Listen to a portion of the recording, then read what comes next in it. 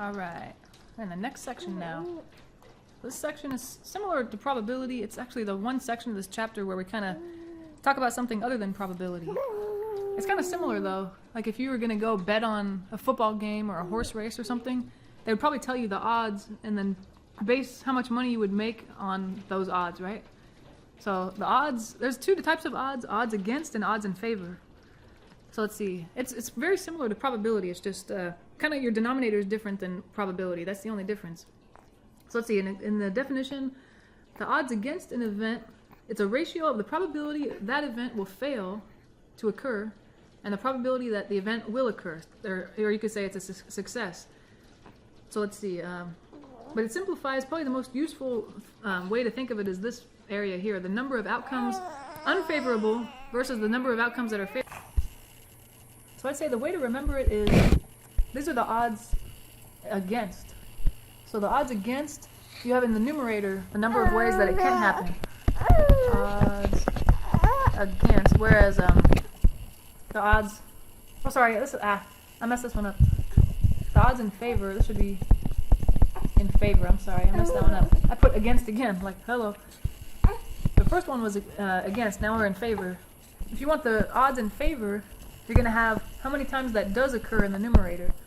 Odds in favor. So whichever one you're looking at, odds in favor or odds against, you want that to be in the numerator. So against means it's not going to happen. That's what's in the numerator. It's okay. Odds in favor, that's going to be in the numerator again. How many times it does occur. And the difference between that and probability is in probability you're comparing the number of ways something can occur to the total number of outcomes.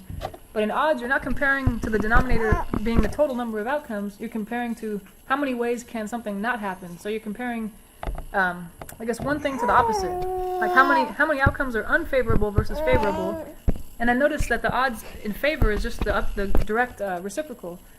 So imagine this thing flipping upside down. It would be exactly the other one. So odds in favor or odds against, they're just reciprocals of each other. So once you find one, like say the odds against, you just flip it upside down and that's going to be the odds in favor. So that might make our lives a little easier. Let's just jump right into it. It's pretty, once you get the hang of it, it's pretty good.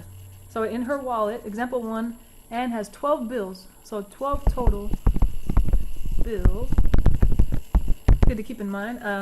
You have 6 $1 bills. And then 2 $5 bills, 3 $10 bills, and then I think, how many one $20 bill? Okay, that sounds plausible, right? So they want to know, if she grabs one bill at random from her wallet and to donate it to the Salvation Army, first we want to determine the probability that she selects a $5 bill. Okay, and then this will kind of, since we're not talking about odds yet, we'll just go back to the previous section. The probability of something happening is the number of ways that can occur. It can occur over the total number of outcomes. Okay, so how many ways can you get a $5 bill by pulling a bill out of your pocket?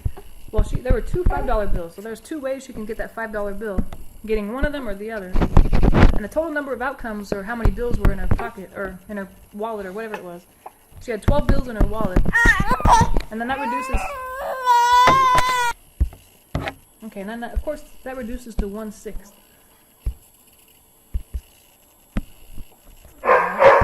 Let's see, now what do they want? They want the probability that she does not pull a $5 bill. Not a $5 bill. Okay, there are a few ways you could do that. You can just do it directly, which I think is kind of easier. It would be the number of ways you can pull out a bill and it not be a $5 bill. Ways not $5 over the total.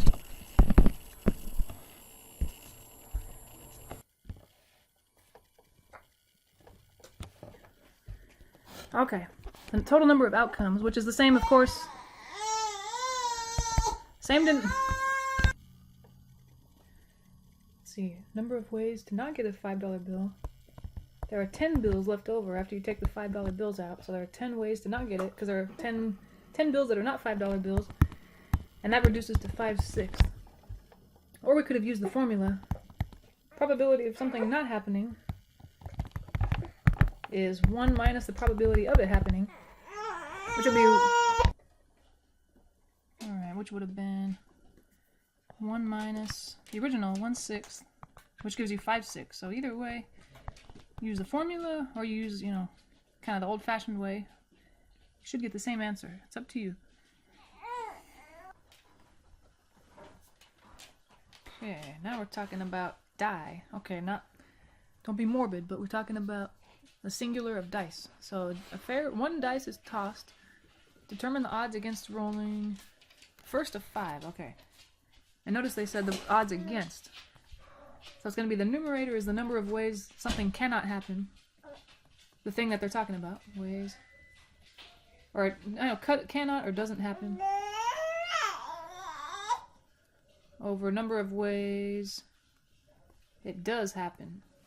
Yeah, because the odds against, that means you want what doesn't happen in the numerator and does happen in the denominator. Okay, so that'll be kind of keep that in mind as our formula here. So you want to know how can you get a 5, or you know, what are the odds against rolling a 5? So how many ways does it not happen? Let's see. Well, on a die there are 6 sides. Only one of them has a 5 on it. So the remaining ones, 5 of them, must not be 5s. And then it's, oh wait, yeah. And the number of ways it does happen, how many ways can you actually get a 5? Just be 1. And then I'd say for odds, things like this, you don't want to reduce that to a whole number. Because even though 5 over 1 as a fraction reduces to the whole number 5, you want to make sure you keep a denominator, because you want to be able to say 5 to 1 odds.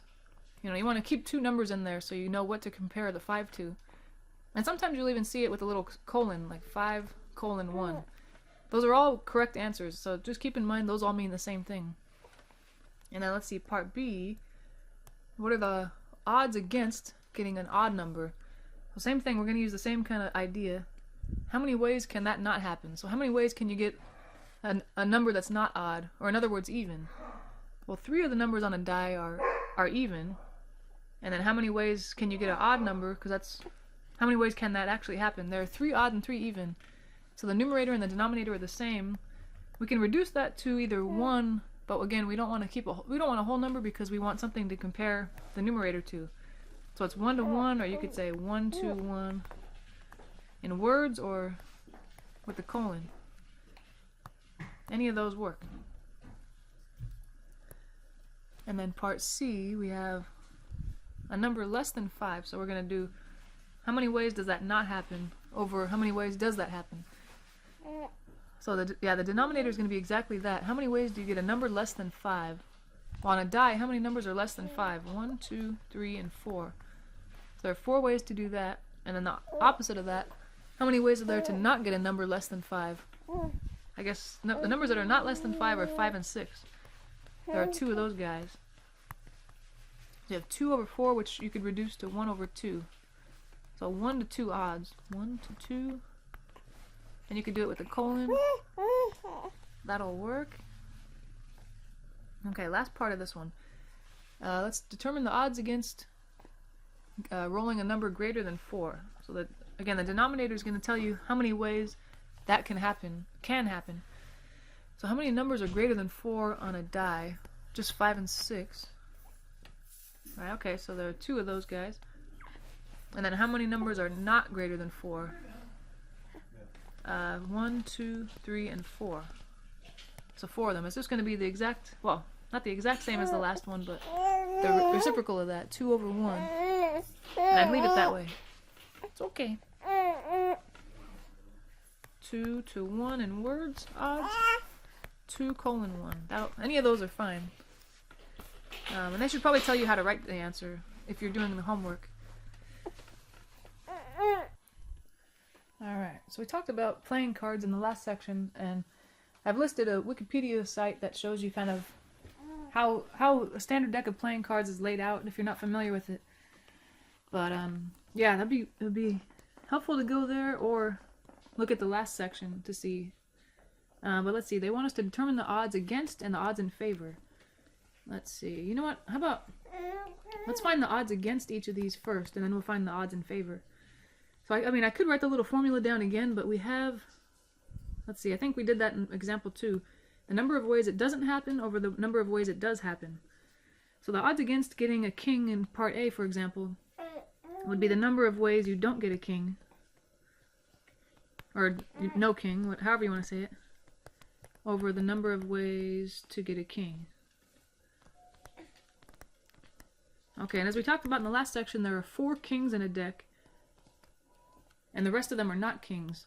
So the numerator would be 52, the total number of cards, minus the 4 kings. So there are 48 cards in the deck that are not kings.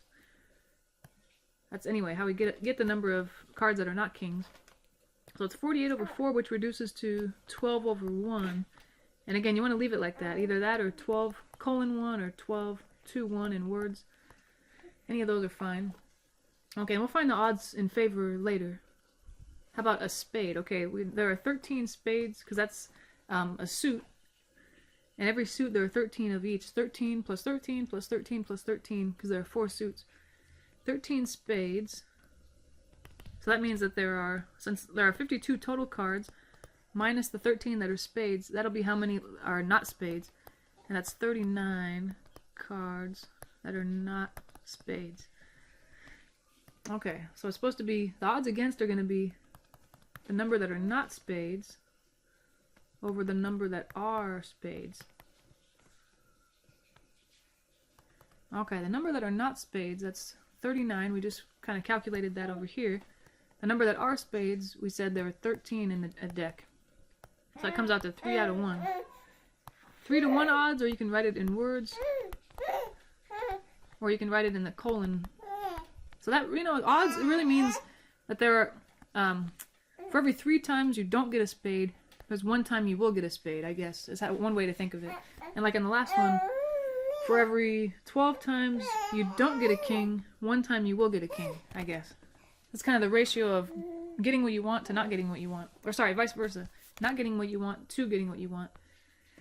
Part C, this is something, even if you're familiar with cards, I was wondering, wait, what's a picture card? I think I know what they mean. I think they mean how many cards are there that actually have a face on them, like a person's face. So what they mean is kings, queens, and jacks. Those are the cards that have faces on them. So okay, there are 4 of each of those. 4 kings, 4 queens, and 4 jacks. That would be how many total... sorry. How many total face cards there are. 12 face cards. Or picture cards. Okay. So let's remember the opposite on the numerator. So if there are 12 picture cards, like we just calculated, that's the denominator. How many are non-picture cards? Picture cards. Well, like we did in the last 2 parts, there are 52 total cards, minus the 12 that are picture cards. That would be 40 left over. So the odds against are going to be 40 over 12, and that reduces to, if you divide both by 4, 10 over 3. So you can write it like that, like we've seen, or with the colon, or someone's getting angry. Silly girl, it's okay. Okay, we'll do the odds for, or in favor soon. And then part D, how many ways, or what are the odds against getting a card? Okay, so the odds against getting a card greater than 5 would be the number of times you don't get that over the number of times you do get that. You get a card greater than 5. Okay, and ace is low, that means ace is below a 2. So that's one of the cards that would be less than 5. Okay, so if you want, you can just count how many cards are, well, I guess not less than 5. So the ones greater than 5, you got king, queen, jack, 10, 9, 8, 7, 6, and 5, right? Those are not, wait, you don't get a card. Oh, sorry. That would be these guys, I'm sorry. And not counting 5, because it's just greater than, not equal to. So how many is that? 1, 2, 3, 4, 5, 6, 7, 8, 9 numbers. But there are 4 of each denomination. Oh wait, sorry. 8 numbers. 1, 2, 3, 4, 5, 6, 7, 8. Okay, yeah. That's 32 cards total for the denominator. And the numerator, the number of times you don't get a card greater than 5, those are 5, 4, 3, 2, and then the ace, because they said that was low. How many is that? That's 5 cards. Each of those denominations, there are 4 cards of each. So that'd be 20 cards that are not greater than 5. And that reduces by 4 to leave you with 5/8. There we go. Or you could say 5 to 8 odds, however you want to write it. Okay, now we want to go back and say what the odds are of not, what is it? Odds in favor. But remember, odds in favor, that would just be the reciprocal, which means flip the fraction upside down of odds against. If I want to find odds in favor, all I have to do is find the fraction that I got for odds against and flip it upside down. So in part A, the fraction we got was 12 over 1. That means the odds in favor will be the opposite, 1 over 12. And then same thing in part B, odds in favor. It's going to be, okay, what fraction do we get? 3 over 1. I'll flip that upside down. It'll be 1 over 3. So really, as long as you do odds against, or sorry, yeah, odds against or odds in favor, the other one will be pretty simple. Odds in favor will be this fraction upside down. And then lastly, the same for part D. We got 5/8, so the odds in favor will be just the reciprocal of that, 8/5. There we have it. Okay. Now example 4. The odds against a rock concert selling out are 2 to 8. Okay, so this time they're giving us the odds, and they want us to determine the probability that either the concert sells out or does not sell out. Okay, so the odds against, remember what that means. Odds against, that's the number of ways something doesn't happen, whatever they're talking about, over the number of ways it does happen. Okay, so what are we talking about? The concert selling out. So that's the number of ways the concert doesn't sell out over the number of ways it does. And they give us the odds in the colon form, but still, just think of the first number they give you on the left as the numerator, and the other one the denominator. And if you wanted to, you could reduce this. Or you could just leave it as it is. Either way, we're going to get the right answer for probability. So, okay, that means, let's just assume we're talking about 2/8, just for, I don't know, just to keep it simple. So that means there are two times the concert does not sell out, 8 times it does. So if you think about, if you're trying to calculate the probability of something, like the probability that it sells out, from the previous section of this chapter, we know that would be the number of ways it sells out, or the number of times it sells out, whatever you want to think of it as. It sells out, which is actually the denominator of this guy, right? Because we said here the number of ways it sells out is the denominator, so we know 8 is the numerator for the probability.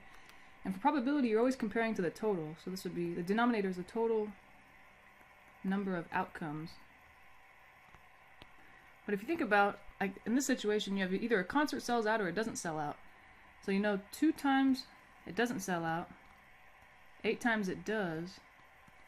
But that's all that can happen, right? Either a concert sells out or it doesn't. So this is the, if you add them together, that would be the total number of outcomes. So that's how you would relate odds and probability. If you have odds and you want to get probability, you'd have to add the odds together to get the total, which will be the denominator of your probability. And that reduces to 4/5. And that would have worked if we used the 1 over 4 here in the odds instead of 2 over 8. So now part B should be pretty simple too.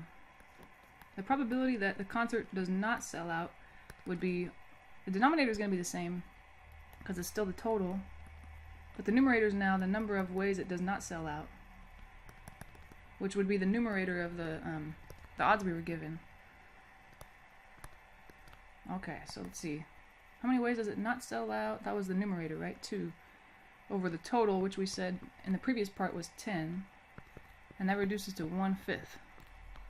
And this one we could have used that formula, probability that, you know, something does not happen would be 1 minus the probability it does happen. So we could have taken the 4/5 from the first part and subtracted it from 1 to get the 1/5. That would have worked as well, or, yeah, but it's up to you. I think it's just simpler to do it, I guess, the old-fashioned way like we did first here. That just seems a lot simpler. But, you know, that formula will be useful in coming sections, I promise. So it's not a bad idea to get familiar with it. Okay, example 5. Suppose the probability that a mechanic fixes a car is 0.9. Determine the odds against the mechanic fixing the car. Okay, this one, I've seen a few of these in the homework or in the book, so they said the probability that he fixes the car is 0.9. So usually probability, we'd rather have it as a fraction. But think about 0.9, that's 9 out of 10. If it was 0.09, that'd be 9 out of 100. So you can always convert a decimal to a fraction by putting the number past the decimal over 10, 100, 1,000, depending on what place value it's in. Okay, and that'll make it a lot easier because the probability that he fixes the car, by definition, that's the number of ways, or I guess the number of times, I don't know, number of ways or times he fixes the car over the total number of outcomes. Okay. So if he fixes the car 9 out of 10 times, how many ways does he not fix the car? That'd be 10 minus 9. 1 out of the 10 times he doesn't fix the car. If that makes sense. Yeah, if you know that there are 10 total outcomes here, and 9 out of those 10 he fixes it, the one that's missing must be the number of times he doesn't fix it.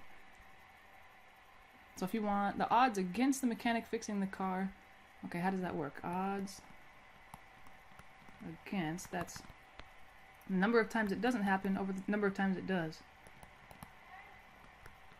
Doesn't fix. Over the number of times he fixes. So how many times does he not fix? Just 1 out of the 10.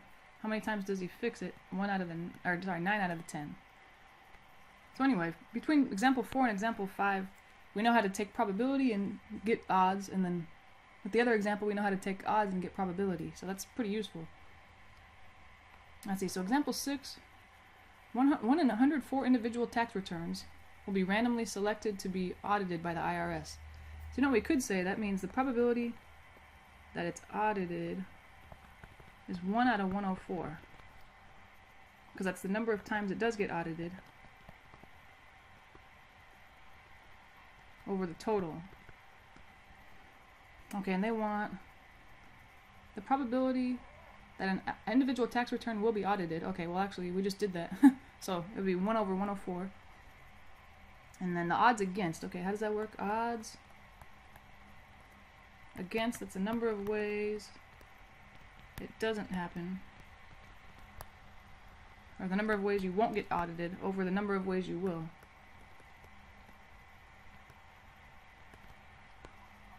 Okay, well we know the number of times you do get audited was 1 out of the 104, but how many times would you not get audited? Well, if there are 104 total outcomes and only one of them you get audited, the remainder, the 103, must be the number of times you don't get audited. So the answer would be 103 to 1. Or you could write it as a colon, right? 103 colon 1. Or in words, 103 to 1. So there we have it. So odds. If you kind of have the formula in front of you, or knowing that odds against means doesn't happen is in the numerator, if you want odds in favor, does happen is in the numerator. Kind of like what you want would be in the numerator. The opposite of what you want would be in the denominator.